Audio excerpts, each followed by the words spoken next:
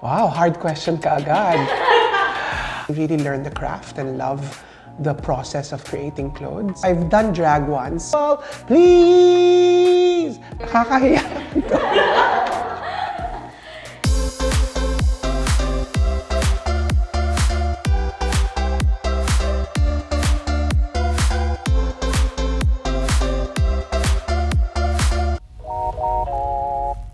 I'd like to describe myself first and foremost as somebody who's very inquisitive and curious. And at the same time, I always like to channel my inner child. So as a person and as a human being, I always like to think, like, what if I was a 5-year-old?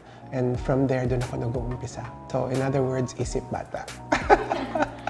You know, as a child, my first memory was I wanted to be on stage. I wanted talaga to be a theater actor when I was sort of like 5 years old or 4 years old. However, when I began performing, I began falling in love with the power of clothes. And then from there, my trajectory never stopped. Tuloy-tuloy na, in other words. From falling in love with the theater and falling in love with the costumes and falling in love with design. So that's where it all began. Normally, if I'm given the chance, I go to our province in Batangas. I have a place there, I call it the Mono House, and that's where I spend a lot of time. I have this fantasy of living the bukid life. So I have a garden, I plant vegetables, I go to the market, I cook, kumbaga, nagbabahay-bahayan. Parang talagang bata. The most memorable pieces of clothing that I've actually designed for would be definitely the wedding gowns of my sisters. That was very personal, something that I will always cherish, primarily because my family is important to me and my sisters are very, very important to me. And to have been able to be part of that life highlight was truly special. I'm very sensitive. I think that's a lot of people may or may not know that. I straddle the line between being an extrovert and an introvert. So that's something I always struggle with, primarily because sometimes I truly enjoy my private moments and my time by myself. But there's also a side of me that likes to show the world who I truly am. So that paradox within my personality is something that perhaps will experience through this whole journey of vlogging. With much difficulty. I mean, I'm sure everybody's being pushed and challenged constantly towards all of the situations that we're in. However, always believe that change is good. And I always believe in pushing my comfort zones. I'm just literally taking it one day at a time because so much things has happened and so much discovery, a lot of pain, a lot of questions. But one thing is for sure, if you are able to wake up every day and have that another opportunity to get a crack at it and try again, yun, try and try again. Di ba ang sabi nga nila, try and try until you die. So I guess that's my mantra now. 6. I woke up at 6 a.m. this morning. I haven't had breakfast yet, so I just had coffee. Oh my God, my ideal breakfast, definitely sinangag, boneless dilis, fried egg, kamatis, and suka. Yan ang favorite ko. With a bit of milk and artificial sweetener. So I'm leaving that black, baka may mag-sponsor. I try to go to bed at 9:30 or 10, but truthfully, I end up sleeping at around 11.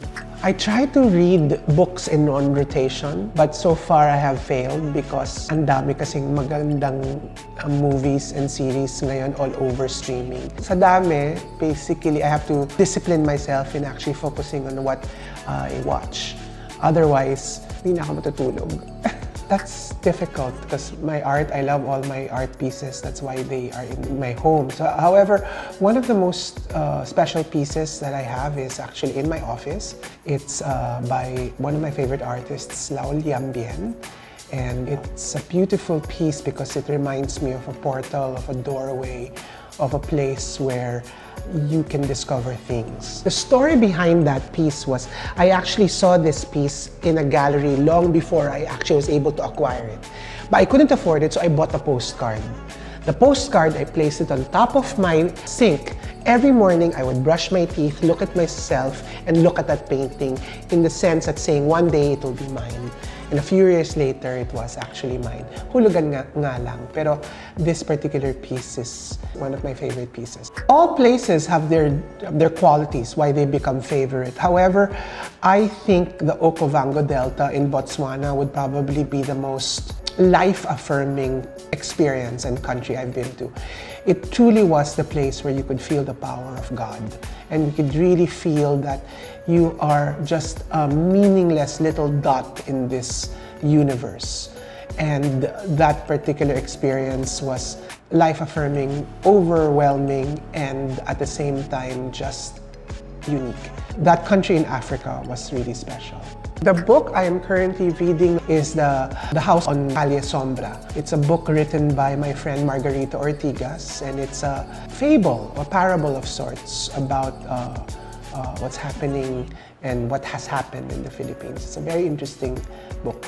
You should read it. I'm trying to finish Succession. I'm late in the game, but every time I watch it, kinakabahan ako, so I stop. And I don't know if it's a series, but I'm a big fan of RuPaul's Drag Race. So RuPaul's Drag Race, All Stars, legendary. It's like the Marvel of all. This season was fantastic. I hope you watch RuPaul Drag Race Philippines coming soon, August 17.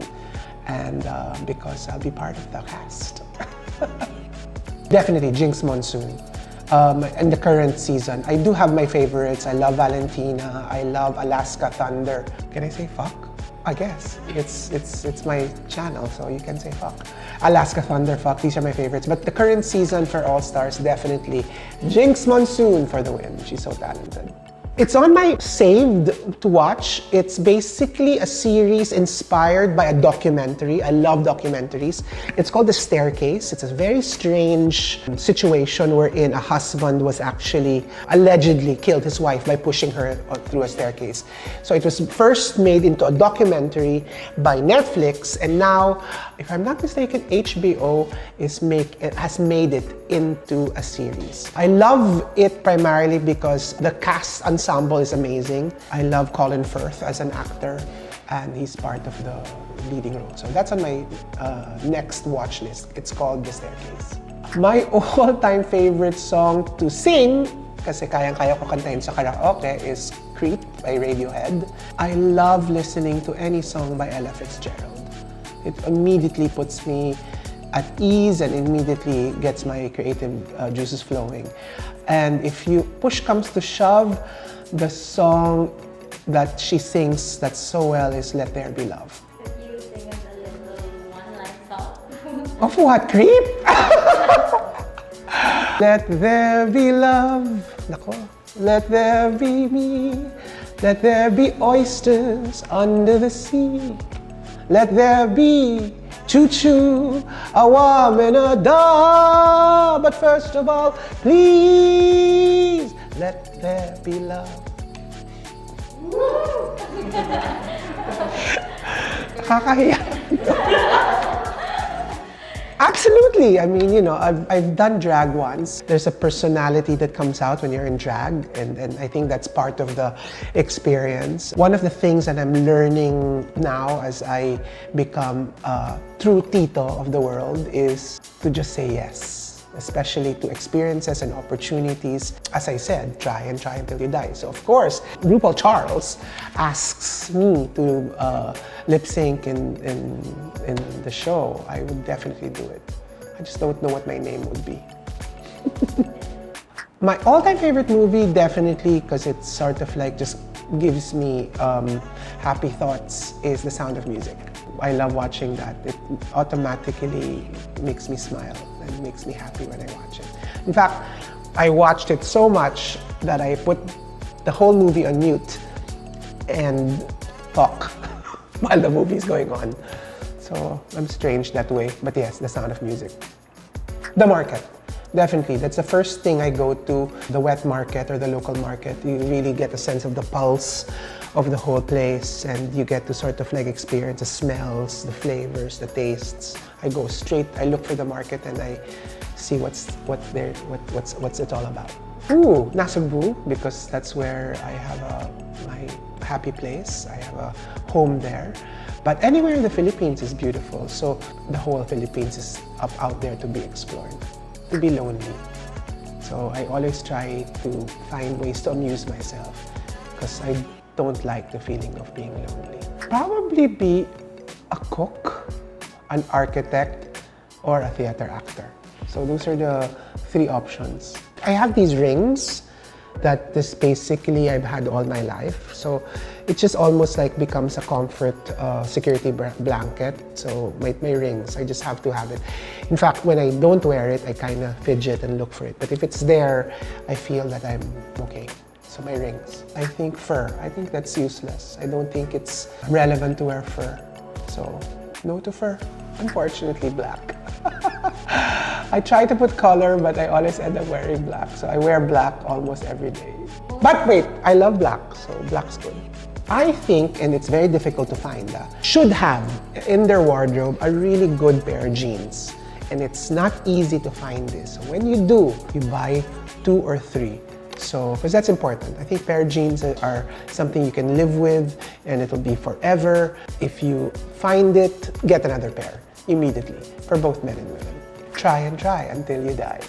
So basically, I guess I had a bride who basically was nervous, and essentially, I guess because she was nervous, she soiled her wedding gown before walking down the aisle. And of course, I sit beside my bride before she walks down the aisle, and I had to sort of like tell her, wait a minute, bring her to the ladies' room and try to get it off as best as we could without nobody noticing. It was embarrassing for both of us, but at the same time, it had to be done, and I can't forget this experience at all. I'm still sort of like, shocked kung paano namin daanan yon. That's history, and we learn from it and we move on. The most important thing is how to handle the situation with the most tact and delicateness. And that's what I learned. For me, a very open mind, an open attitude. We are in the business of service. So essentially, you need to be able to listen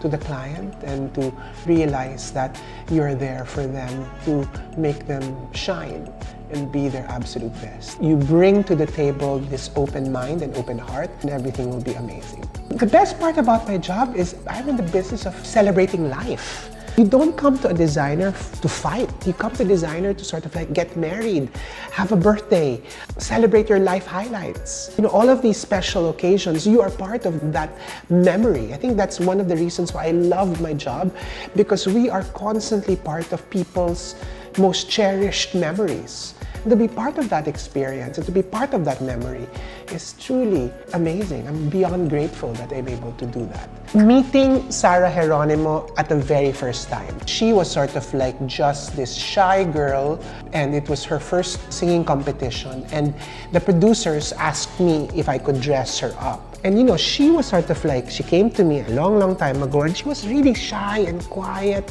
And all of a sudden, when I asked her to sort of like sing in front of me, because I wanted to sort of like hear so I could design something very specific for her, and all of a sudden you could see really the superstar aura just happening around her. And then all of a sudden, when she stopped singing, she's back to her shy self again. So that for me was fascinating, because she really had that duality. Kumbaga parang napakahiyain, pero pag inilawan mo, or when you focus your attention on her, she blooms. So I think that was one of my favorite client encounters, Sarah Geronimo. I've dressed up so many. Who I want to dress up for that I haven't dressed up yet? Liza Soberano, there. But I didn't dress her up, sorry.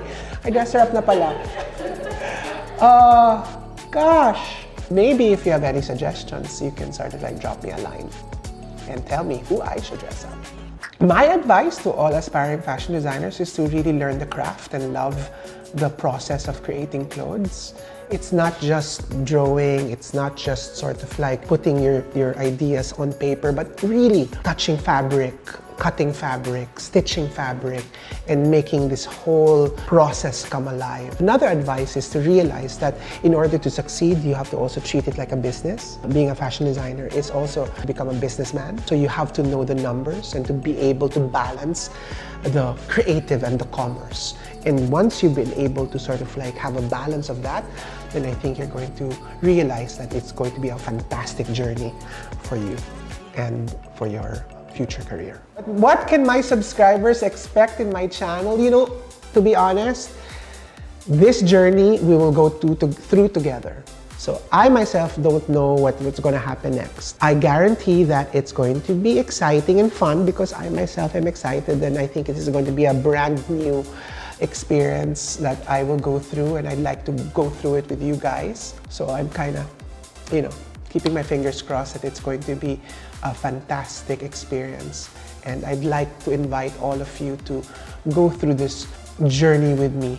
Hold this Tito's hand and find that narrative and to navigate in this brand new world of the vlogosphere. Tulungan tayo and to experience this whole thing together. Okay, so that's it for today. If you have any comments and suggestions, please write down below. And don't forget to like and subscribe. And see you soon. Bye. Bye.